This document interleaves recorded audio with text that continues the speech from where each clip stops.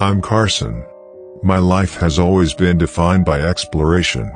When I was young, I was that kid who would wander off into the woods behind our house, exploring the overgrown trails, poking around abandoned buildings, and venturing where most people wouldn't dare to go.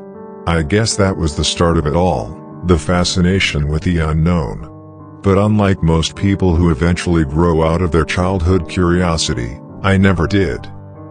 For me, it's about uncovering what's hidden.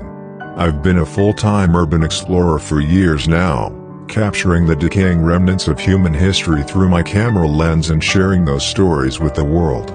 But this was different. I had always been a man of restless curiosity, one who couldn't resist the allure of danger. I spent most of my life exploring the world's most remote and forgotten corners, from crumbling old castles to abandoned mining towns. There was always something about the idea of stepping into the unknown that drew me in, something deep inside me that felt alive when I was on the edge, about to uncover a forgotten secret or a dark mystery. Before this adventure, life had been a mix of monotony and frustration.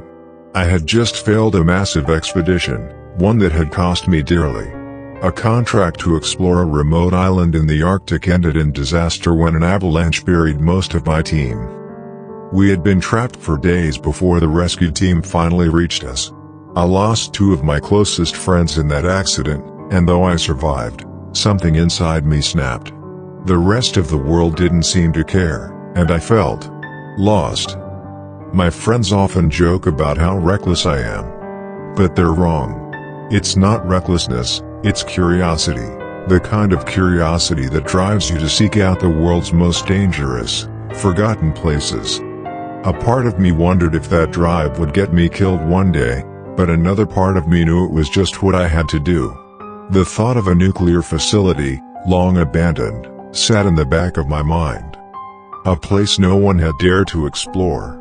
The rumors had always intrigued me, the whispers about the abandoned nuclear power plant deep in the forest. Everyone said it was dangerous, cursed, and off-limits. A place left to decay in silence. But I knew better. It was exactly the kind of place that had my name written all over it. I geared up, packed my essentials, and set off into the wilderness, eager to find what secrets the old plant held. It was a warm autumn morning when I received an anonymous tip. The message came through an encrypted email, a habit I had developed for privacy, since I occasionally delved into some questionable territories. The sender was anonymous, but the message was clear, an abandoned nuclear facility deep in the countryside. There was no name attached to the plant, just coordinates. I packed my things that night. Camera gear, spare batteries, a survival kit, and my most important item, my flashlight. I didn't think much of the mission at first. It was just another adventure, another place to explore. But as I drove down the winding roads towards the location, something inside me felt off. The air was thick, as if the world itself had sensed the ghost of what had once been there. The trees around me twisted and bent in unnatural ways, casting long, eerie shadows on the road. The deeper I got into the countryside, the more isolated everything seemed. I finally arrived at the location just as the sun dipped below the horizon. The nuclear plant loomed in the distance, silent and ominous. I could already feel the weight of it pressing against me, like the building itself was aware of my presence. The place was surrounded by a tall, rusted fence, long forgotten by anyone who might have once cared about it. The road leading up to the plant was covered in overgrown weeds, cracked asphalt, and the remnants of a world that had moved on. I parked my truck at the edge of the driveway and took a deep breath. The place had a palpable presence, like it was calling me, beckoning me into its decaying heart. I shook off the strange feeling and grabbed my flashlight. The nuclear facility loomed ahead like a sleeping giant, its twisted metal structures and cracked concrete foundations telling the story of a place once teeming with life and now left to rot. As I approached, the silence was overwhelming. No birds, no wind, just the heavy, oppressive stillness that only a place this old could carry. Inside, The plant was a world frozen in time. Decay had set in, but the building still held a sense of eerie grandeur. Rusted pipes snaked along the walls, their metallic clinks echoing in the otherwise quiet halls. I found old, crumpled blueprints and machinery specs scattered across the floor, covered in dust. They told a tale of a high-tech operation that once processed nuclear fuel, its heart beating with energy now long extinguished. I walked through the control rooms, the once sophisticated consoles now covered in grime and broken glass. The screens were all black, their once clear displays corrupted beyond recognition. There were old files in the filing cabinets, their pages yellowed and brittle. The yellowed papers spoke of nuclear projects, classified research, cryptic notes about experimental subjects and failed containment. It didn't make sense, but I could feel it. Something had gone terribly wrong here. As I moved deeper into the complex, I found more of these strange records. One particularly chilling document caught my eye, a detailed schematic showing a restricted section I hadn't noticed before. There was mention of Subject X and Project Chimera. The word sent a cold shiver down my spine. I had to find out what it meant. It felt like something was pulling me toward it, an invisible force that urged me to continue. I didn't realize then that I was walking straight into the heart of the facility's darkest secret. The air inside of it felt stale, like it had been trapped here for years. The place looked like it had been abandoned for decades, and yet, there was something unsettling about it. It was almost too well preserved. Inside, the walls were covered with layers of dust and grime, but the infrastructure still stood, sturdy and intimidating. The faint hum of electricity buzzed somewhere in the background, as though the building was alive in some strange way. But no one was there to hear it. I could almost imagine the ghosts of workers who once roamed these halls. The corridors twisted and turned like a maze, leading to rooms that seemed as if they'd been untouched for years. I passed what looked like a makeshift office, old papers scattered across the floor, some of them partially burned, others yellowed with age. The faint smell of chemicals lingered in the air, and I could feel my heart rate pick up. I stumbled across several rooms that looked like they had been hastily abandoned. Inside one, I found a set of old blueprints rolled up and tucked into a forgotten filing cabinet. I unrolled them carefully, scanning the intricate designs. The plant's layout was massive, far larger than I had expected. The plans indicated several sealed areas, locked behind reinforced doors. What was hidden behind those doors? I continued to explore, and then, I found containers marked with faded, peeling labels. Some had chemical symbols I couldn't recognize, others simply had numbers or initials. But one label in particular caught my attention: Containment Unit 47B. The label was barely legible, but I could make out that it had been sealed for safety purposes. My curiosity got the better of me, and I decided to track down the containment unit. It wasn't long before I stumbled upon the first real clue. Hidden behind a locked steel door, I discovered a small, dimly lit room. Inside, there were strange tanks, cracked glass and sealed off, but something moved inside. I leaned closer, heart pounding, unsure of what I was looking at. "Hello," guttural growl echoed from one of the tanks. And then I saw it. The creature inside wasn't anything human, or even animal. It was a twisted, deformed shape, half human, half something else. Its eyes were too wide, its mouth too sharp, and its skin, if you could even call it that, was a pale, sickly gray. The creature's movements were jerky, unnatural. It tapped its long fingers against the glass, almost as though it knew I was there. I stumbled back, my mind racing. What was this thing? Had this been part of the experiments here? Was it a failure of Project Chimera? Suddenly, the air felt thicker, and the hairs on the back of my neck stood on end. I wasn't alone. I turned to leave, but the door slammed shut with a deafening crash. The growls from behind the glass grew louder, and then I heard something worse. The unmistakable sound of something crawling, something fast. The creature inside the tank wasn't the only one. I sprinted through the dark, unfamiliar hallways, my breath ragged as I tried to escape. Every step was a battle against the terror creeping up inside me. The walls seemed to close in around me, and I could hear the creature's movements, now a chorus of low growls and screeches. In my panic, I knocked over a shelf, sending a loud crash echoing through the corridor. It was like a signal. The creature's howls grew louder. I knew it was only a matter of time before it found me. I burst into a small office space and slammed the door behind me. My hands fumbled for the light switch. When I flicked it on, I froze. Scattered across the floor were torn-up files and old, blood-stained uniforms. There was a journal, its pages dog-eared and stained. I opened it to the first entry, and what I read made my blood run cold. The subjects were not only engineered for survival, but for something more. Something we didn't intend. What they became was a reflection of our greed, our desire to control the uncontrollable. What we did here, it can't stay buried. It never will. I read on, each word chilling me to the bone. The experiments had gone far beyond just trying to harness nuclear energy. They had tampered with life itself, creating monsters, beasts that should have never existed. I wasn't dealing with a simple animal. I was facing a product of human madness. The air in the containment room was thick with a strange humidity, clinging to my skin as I stepped closer to the glowing tank. I could feel the hairs on the back of my neck rise as the faint buzzing noise in the background grew louder, almost drowning out the sound of my breathing. The coldness in the room was unnerving. Like an ancient chill had settled in these walls long ago and refused to leave.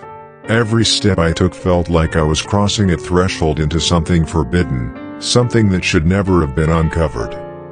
I looked around, feeling the weight of the secrecy pressing against me.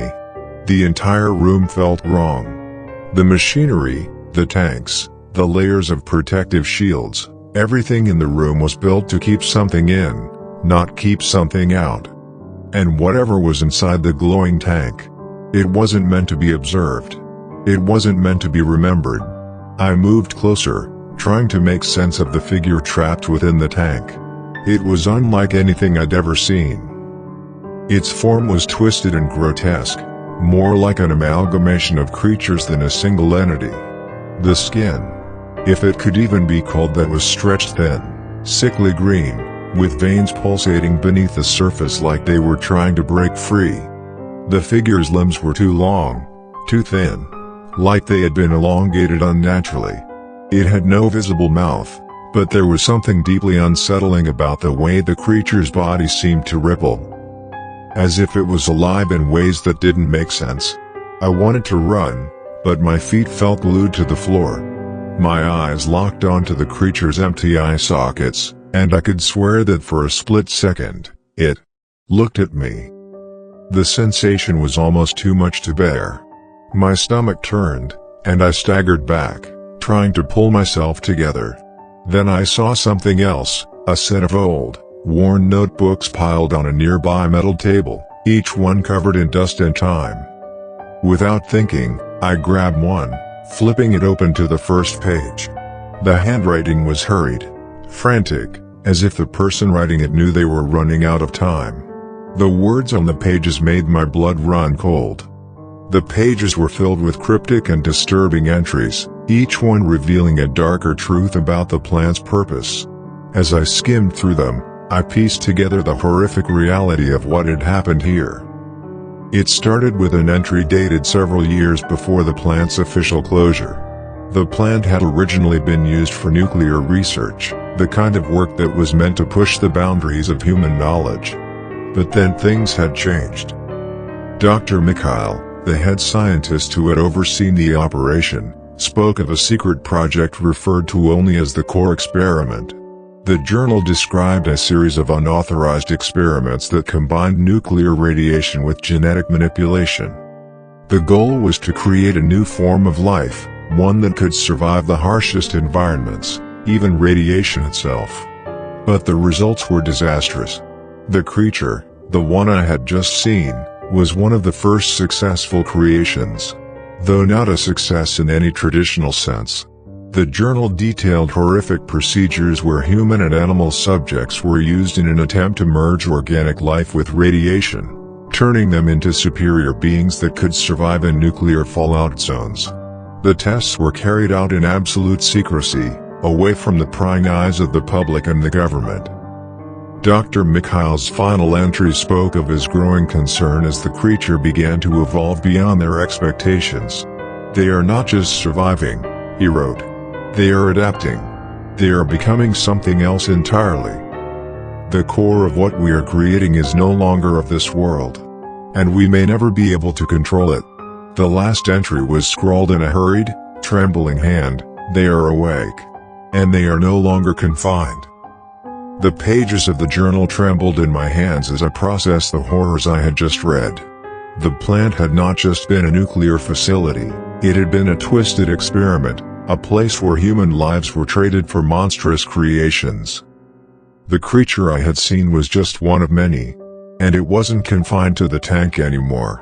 It was free. Suddenly, a sharp noise snapped me out of my thoughts, a faint scratching sound, like nails scraping against metal. I froze. The noise came from behind me. I turned slowly, and in the dim light, I saw the creature. It wasn't in the tank anymore. It was standing there in the doorway, its sickly green eyes locked onto me with an intensity that sent a chill down my spine. It was massive now, far larger than it had been when it was contained. Its body twisted in ways that seemed unnatural, its limbs longer, its torso stretching out as it hunched down low to the ground, its head tilting in an almost inquisitive way. I could see its thin, sharp teeth gleaming in the low light, its mouth opening wide, revealing rows of jagged glass-like structures that seemed to move with a terrifying fluidity. My heart slammed against my chest as panic surged through me. I had to escape. But my legs felt like lead. I could hear the creature's footsteps, slow and deliberate, approaching me. The cold air felt suffocating, as though the room itself was closing in on me. I glanced around frantically. There was no clear exit. My flashlight flickered again, casting shadows that danced along the walls like twisted phantoms.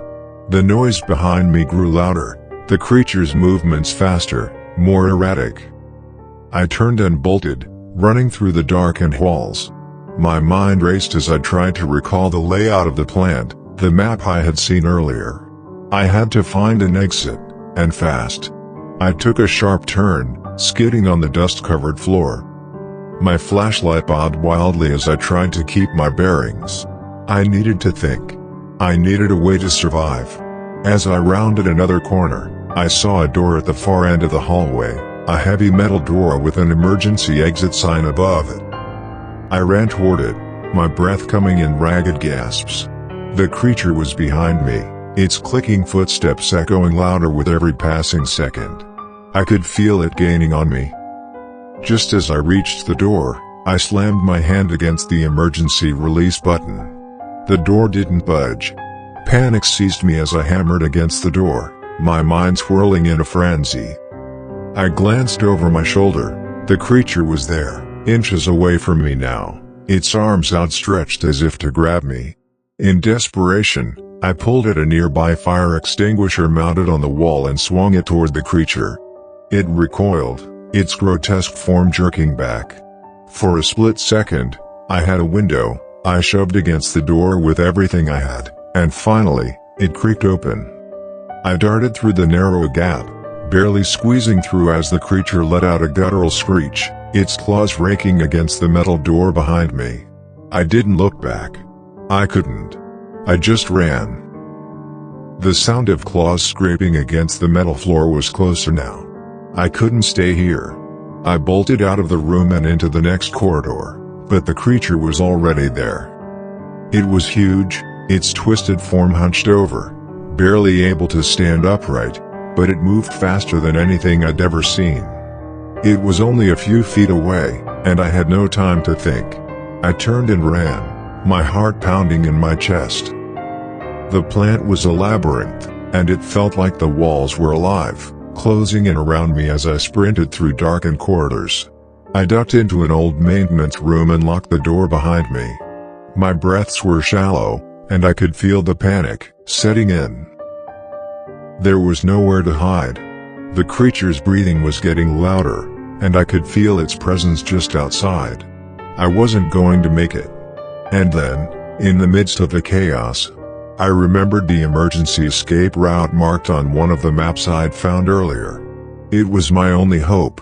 I took a deep breath and bolted for the exit, sprinting down narrow hallways, past broken windows, and through rooms filled with long-forgotten equipment. I could hear the creature's footsteps behind me, getting closer. I reached the escape hatch, but it was locked. Panic surged through me as I desperately searched for a way to open it. A loud crash echoed from behind, and I knew I didn't have much time. I found the override switch just as the door burst open. I made it out. The air outside was colder than I remembered. The sudden contrast between the suffocating heat of the plant and the crisp night air made my skin prickle. My body trembled, not just from the fear, but from sheer exhaustion. Every muscle ached, and I could barely keep my footing as I sprinted toward my truck, the sound of the creature's eerie screech still ringing in my ears. I didn't dare look back. I could feel it, though, its relentless pursuit, closing in on me with every step. I threw myself into the driver's seat, slamming the door behind me. My hands shook violently as I fumbled for the keys. When the truck roared to life, I slammed my foot on the accelerator, the tires screeching as I tore away from the plant. The building receded in the rearview mirror, its twisted silhouette barely visible, but the horror I had just witnessed stayed burned into my mind. Even as the plant grew smaller in the distance, an unsettling feeling gnawed at me. I hadn't escaped. Not really. The creature was still out there. And the truth, the twisted experiments, the monstrous creation, the plant's dark past, it was far worse than anything I could have imagined. The nightmare wasn't over. It had only just begun. I never went back. The authorities sealed off the plant shortly after my escape. They claimed it was too dangerous to approach, but they didn't know the truth. They didn't know about the creature, about the unit, the glowing eyes. None of it made sense, and yet, somehow, it all felt so real.